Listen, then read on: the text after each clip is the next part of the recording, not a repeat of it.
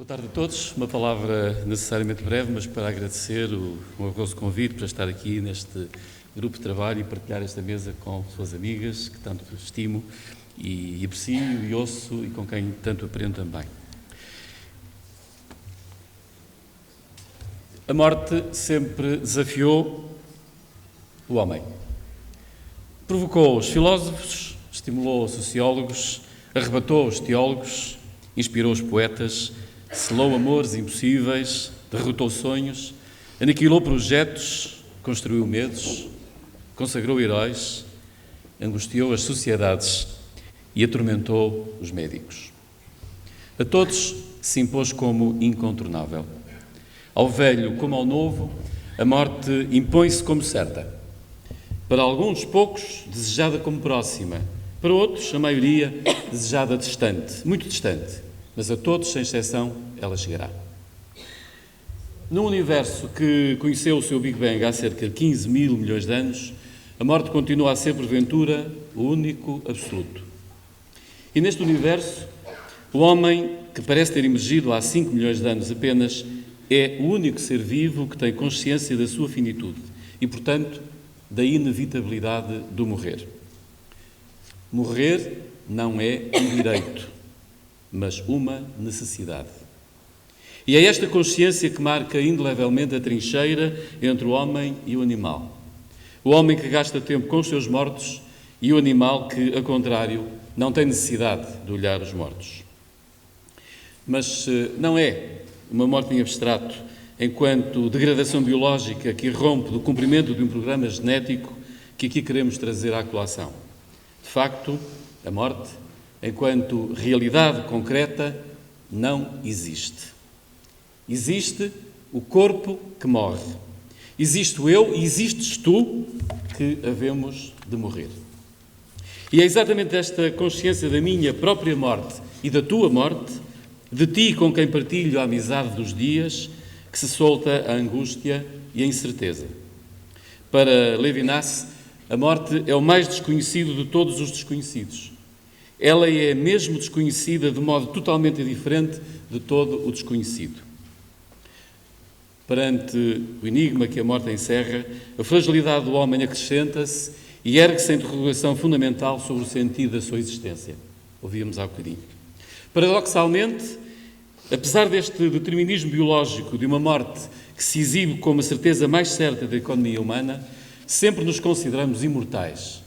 Não surpreendendo, depois, o adiamento sistemático do estudo e da reflexão que lhe há de ser dedicada. Amanhã. Amanhã não é domingo, é amanhã. Pela angústia que prevemos para a sua experiência, pelo desconforto que se vive nos meandros desta reflexão, pela imortalidade que sempre nos vamos atribuindo, permitimos-nos cotidianamente deixar surpreender pela ocorrência da morte, pela sua efetiva proximidade, quando uma doença fatal a ela nos amarra definitivamente. Não é fácil, não é fácil este diálogo com a morte do outro. Dificuldade naturalmente acrescida pela dificuldade que tenho em dialogar com a minha própria morte.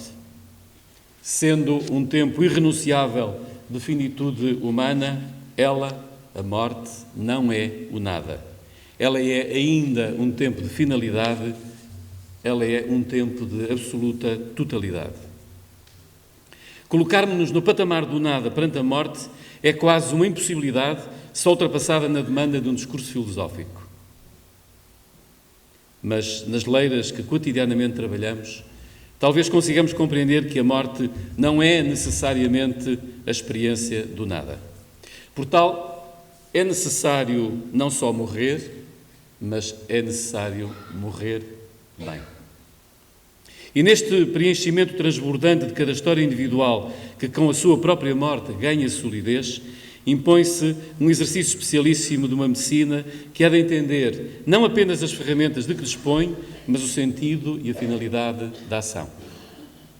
Dedicada ao ser humano, a medicina reconhece-lhe na sua dignidade intrínseca uma capacidade reflexiva, uma aptidão para escolher livremente, uma competência para dar e para receber amor. Sim, para dar e para receber amor. Cada ser humano, ao longo da sua vida, é um ser em relação.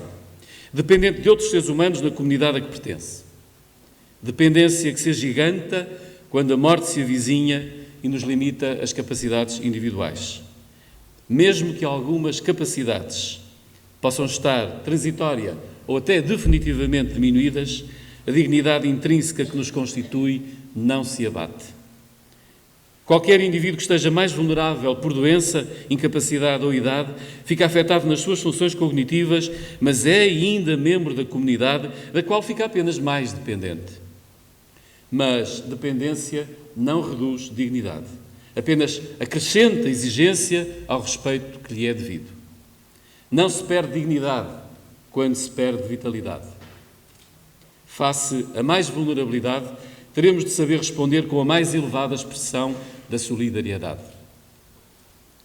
Pautado por uma postura de cuidar, o médico vê no doente agonizante uma excelente oportunidade para concretizar esta missão de servir. Marcado por uma experiência limite de fragilidade e de vulnerabilidade, o doente moribundo clama por um acompanhamento singular, o que lhe assegura o respeito pela sua dignidade, sem lhe apressar nem atrasar o passo desta caminhada que antevê como próximo o fim. E este acompanhamento singular é-lhe absolutamente devido. Assistir o doente, no seu tempo de morrer, intensamente vivido no caleidoscópio da dor e do sofrimento, do ser e do tempo, da angústia e do medo, do enigma e da incerteza, é obrigação médica nossa, obrigação indeclinável. Tarefa de elevada nobreza, ainda que carente, como sabemos, de reconhecida mediatização. Não tem lugar nos fóruns de primeiras páginas dos jornais. Impreparados que estamos, curricularmente, para acompanhar os doentes que avançam rapidamente para a sua morte, profissionais de saúde devem assumir como responsabilidade pessoal a sua preparação para esta tal nobre tarefa. É minha responsabilidade, ainda que a escola não me tenha dado, é minha responsabilidade, como profissional, colocar-me neste patamar superior de preparação para acompanhar o doente moribundo. E a primeira noção que se lhes pede é a consciência de que a morte que se nos impõe não é a derrota profissional, não é a página para esconder, não é o tempo do nada, já vos dizia há pouco. É um pouco esta tentação de todos, esconder, encostar, não falar. O tempo de morrer é, do meu doente, é porventura o tempo mais intimista da vida, o tempo mais exigente de quem o experimenta e, por tal, o tempo mais exigente de quantos têm o privilégio de o partilhar. Repito, naturalmente, o privilégio de o partilhar. É o tempo que reclama dos profissionais de saúde um olhar singular, não este olhar oftálmico, mas o olhar filosófico de Levinas, capaz de reconhecer no cuidar o sinal mais forte de uma medicina verdadeiramente especial. Repetindo João Lobo Antunes, a medicina da última verdade, do conforto do espírito, do alívio prudente do sofrimento, da preservação tenaz da dignidade. Portanto, uma valência de vitória, não de derrota.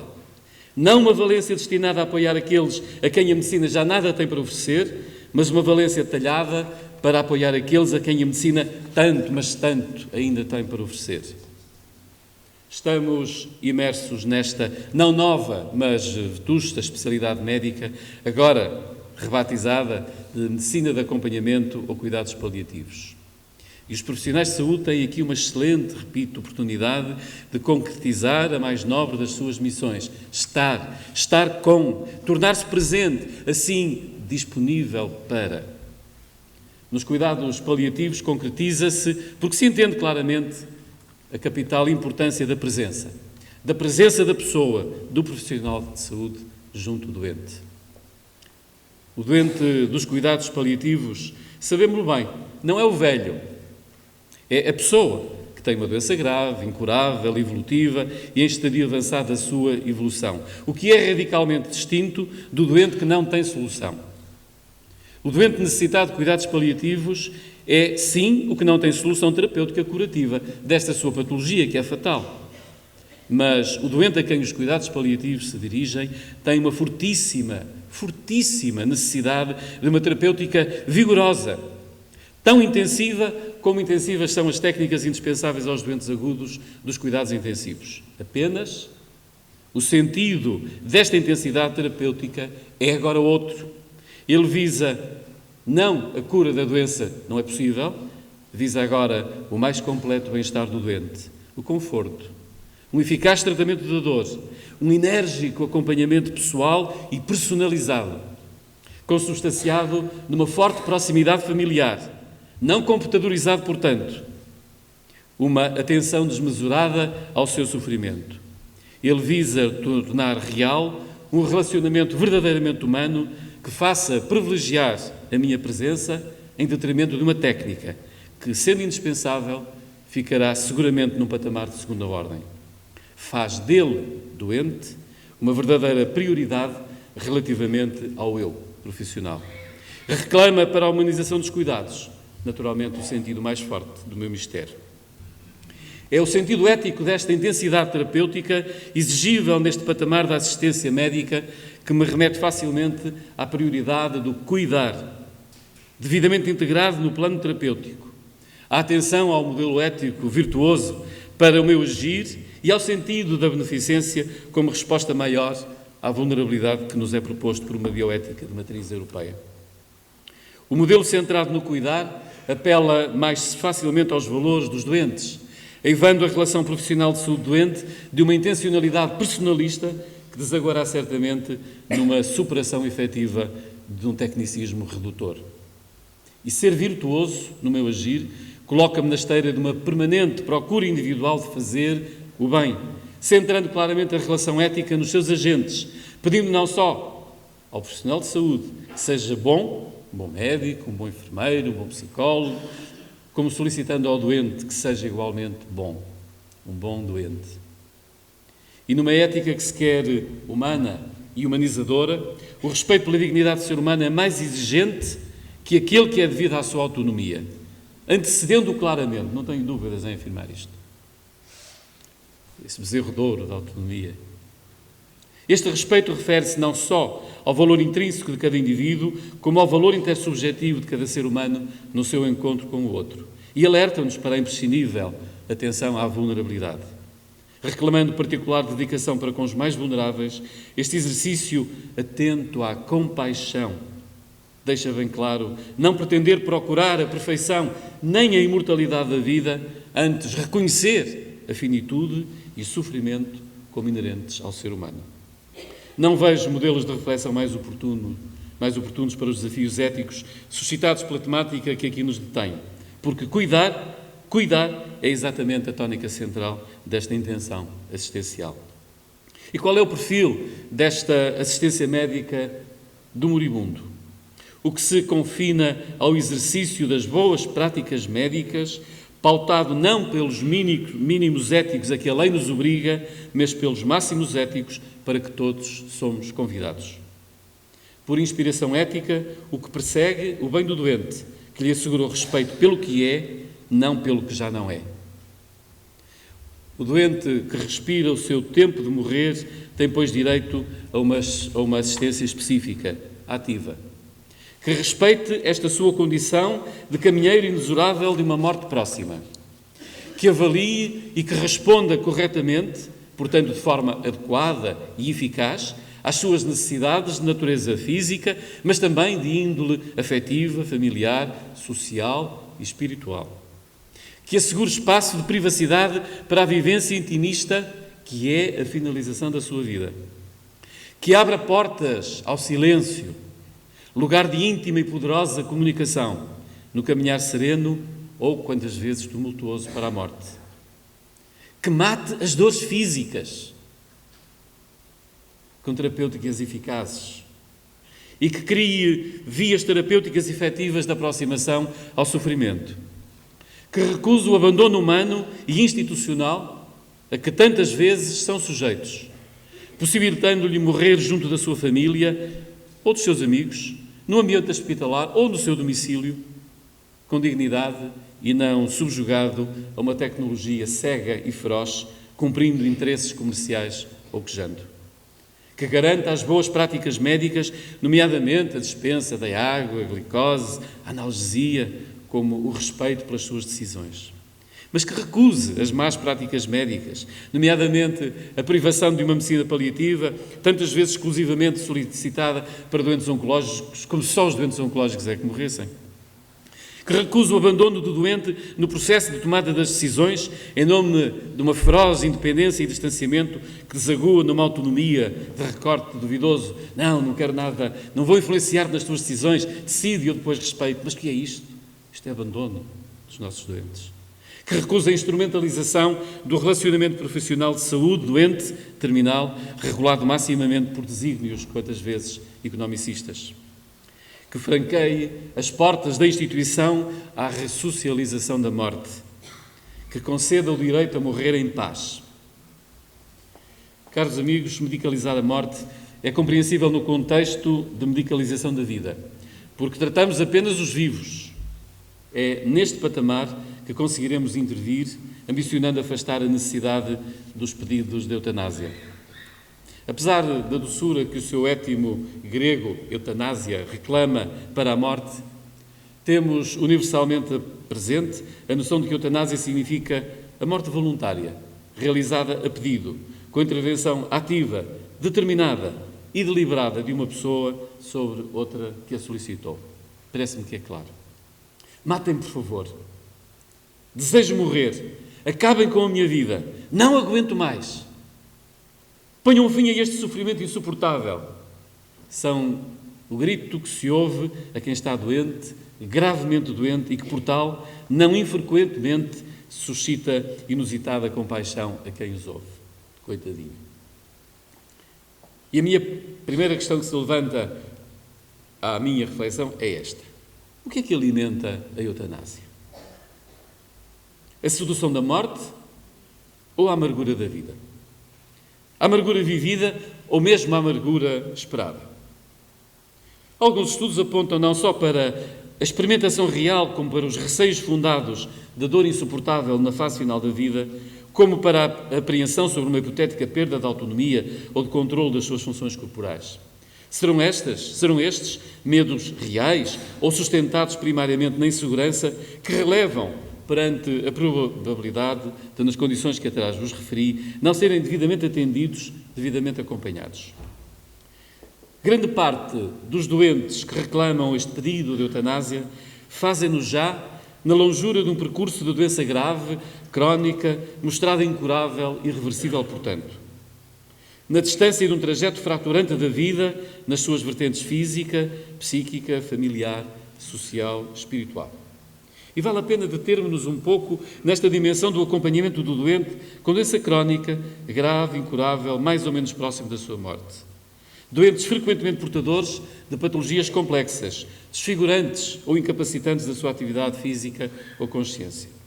Doentes que sentem a dor física, mas também não menos intensa nem frequentemente, que experimentam o sofrimento, a dor psíquica, quantas vezes a dor social e familiar.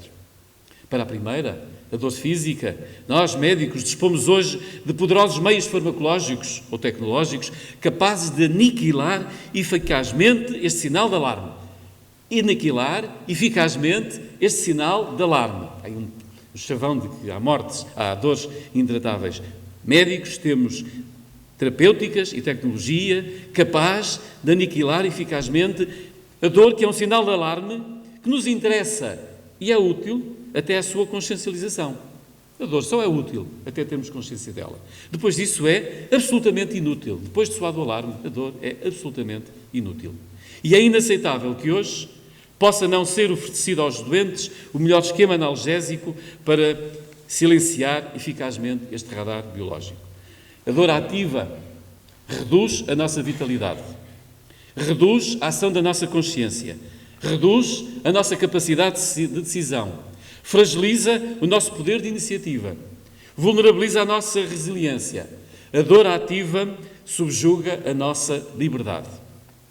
Na mira da oportunidade de realização do ser humano, a dor, portanto, assim olhada, é abjeta e a experiência permanente da dor é inaceitável.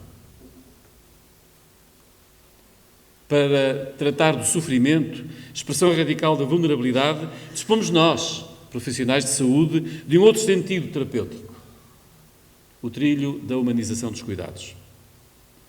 Um trilho que clama por uma proximidade humana que se objetiva no cruzamento do olhar, na partilha de um especial tempo de viver, que culmina na autenticidade de um encontro.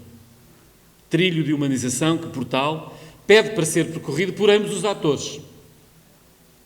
Mas um trilho que quer ainda ser oportunidade para um percurso de espiritualidade, reclamando para tal a abertura do profissional de saúde para esta dimensão profunda do seu doente que lhe permitirá sentir-se não apenas algo, mas alguém. Um trilho que cumpra também as necessidades nutritivas de uma presença familiar, não controlada por uma cronometria dos tempos de visita, mas incentivada por um reconhecimento pelos profissionais de saúde da sua verdadeira valia terapêutica. De uma presença familiar que saiba reconhecer no seu doente o seu valor como pessoa que é, mas também enquanto membro de uma casa que o não dispensa, fazendo sentir-lhe, poder dizer-lhe, mesmo assim, nestas circunstâncias, é bom que tu existas. Não implementar estratégias terapêuticas que respondam adequadamente à provocação da dor, ao repto do sofrimento, à emergência da espiritualidade, à imerecida dessocialização, é, seguramente, condenar os nossos doentes graves à experiência do vazio, à partilha do nada, à consciência da preterição, à angústia do desamor, ao desespero de uma vida que não tem mais forças para sozinha, assim abandonada, encontrar o seu sentido.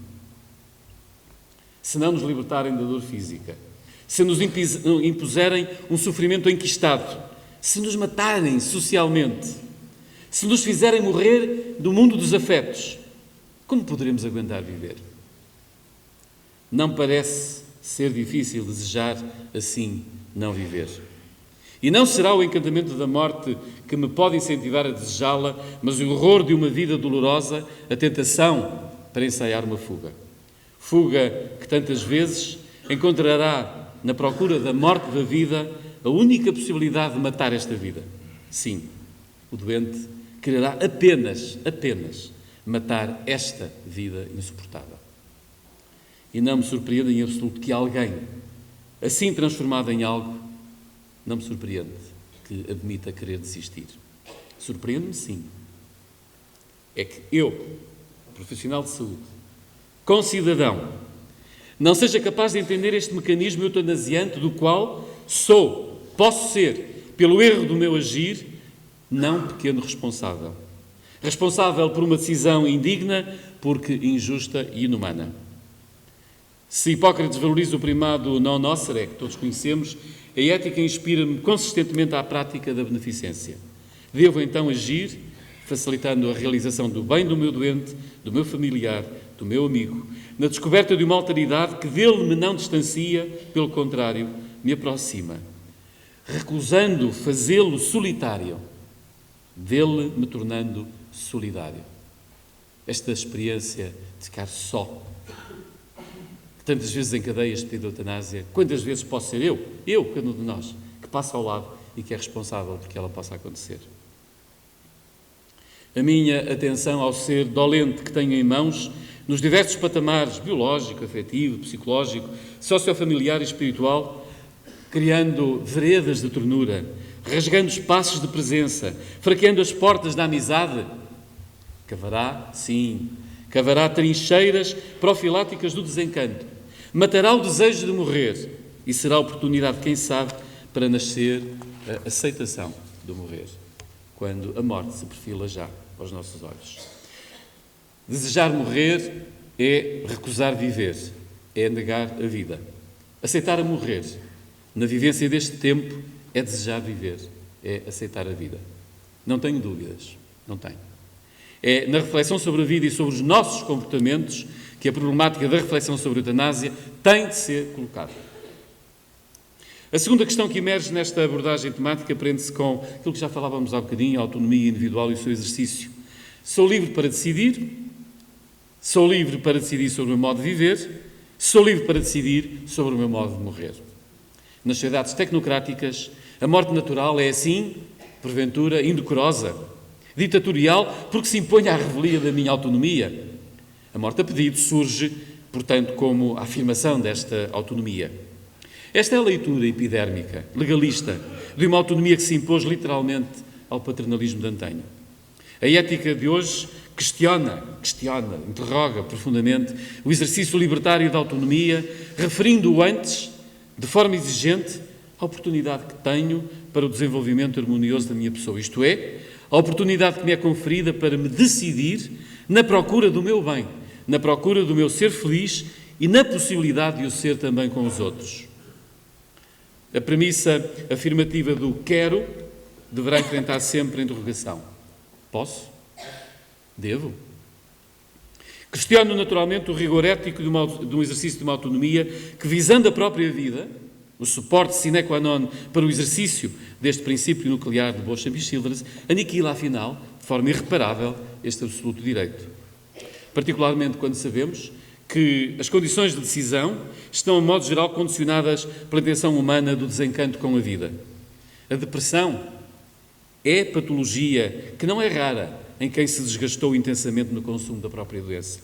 E nestas circunstâncias, o estreitamento da consciência inerente, a carga emocionalmente negativa que tonaliza o cotidiano do doente, retiram a liberdade exigível à licitude de uma decisão ética. Estados anímicos da transitoriedade são vividos como realidade. Quantas vezes ouvimos ao doente, sou o farrapo que estou, transpondo para o seu ser o que não ultrapassou a importância temporal de um estar. Mais difícil é a aceitação desta autonomia quando visa fragilizar, condicionar em absoluto um bem particularmente superior, a minha vida. Para uns, inviolável, para os cristãos, sagrada, para outros, um bem indisponível. Não sou proprietário da minha vida. Eu, Filipe Almeida, não sou dono da minha vida. Acolho a vida que há em mim. Dela sou fiel e atento depositário. Mas mais que um seu administrador ou gestor da vida, da minha vida, devo ser essencialmente o seu cuidador. Pelo que as minhas decisões que sobre ela impendem devem respeitar a sua superior dignidade, suporte da minha própria dignidade. Bem complexa ainda é a repercussão prática de uma decisão no sentido da eutanásia. Se sim, quem tem agora de a cumprir? Os concidadãos? Os profissionais de saúde? Qual o espaço para a liberdade da consciência individual?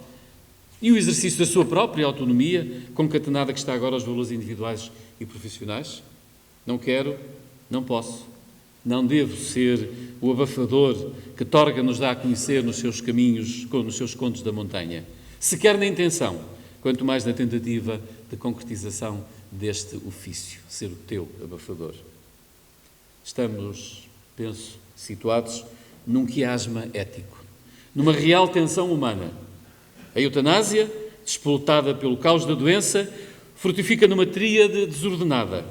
A subalternização do valor da dignidade humana, o incumprimento da beneficência que me está cometida e o exercício de uma autonomia desajustada. Respeitada a dignidade e a integridade humanas, cumprida a beneficência, atenta à virtude, acautelada à vulnerabilidade, a autonomia ordenar-se-á então facilmente na pegada do bem, não necessariamente do bom. Esta dinâmica é passível de acontecer no exercício de uma medicina especialíssima, que é aquela de que vos falava de início, a medicina de acompanhamento.